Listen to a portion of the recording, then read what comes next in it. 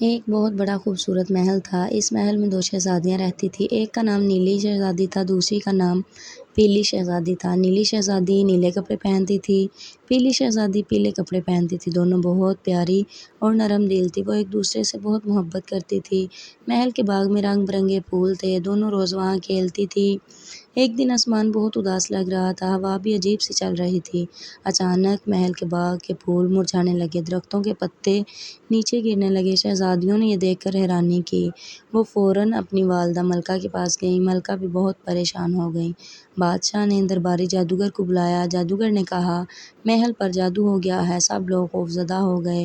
پتے گرنے کے بعد بتایا، سنہری پھول ہے، یہ جادو توڑ سکتا ہے۔ وہ پھول دور جادوئی جنگل میں تھا۔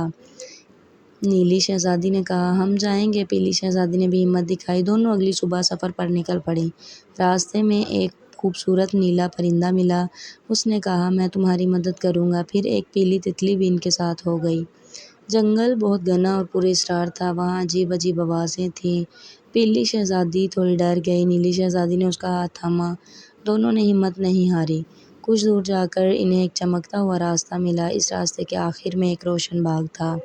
باغ کے درمیان سنہری پھول کھلا ہوا تھا، مگر اس کے پاس ایک بڑا جادوئی دروازہ تھا۔ دروازے نے کہا، صرف سچی محبت والے ہی گزر سکتے ہیں۔ دونوں شہزادیوں نے ایک دوسرے کا ہاتھ مضبوطی سے تھاما۔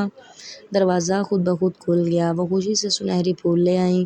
واپس محل پہنچ کر انہوں نے پھول باغ میں رکھ دیا۔ اچانک ہر طرف روشنی پھیل گئی، مرجھائے ہوئے پھول پھر سے کھل گئے، درخت دوبارہ سرسبز ہو گئے، محل پہلے سے بھی زیادہ خوبصورت لگنے لگا۔ بادشاہ اور ملکہ بہت خوش ہوئے۔ سب نے دونوں شہزادیوں کی بہادری کو سراہا۔ نیلی اور پیلی شہزادی ہمیشہ خوش رہیں۔ ان کی دوستی ہمیشہ چمکتی رہی۔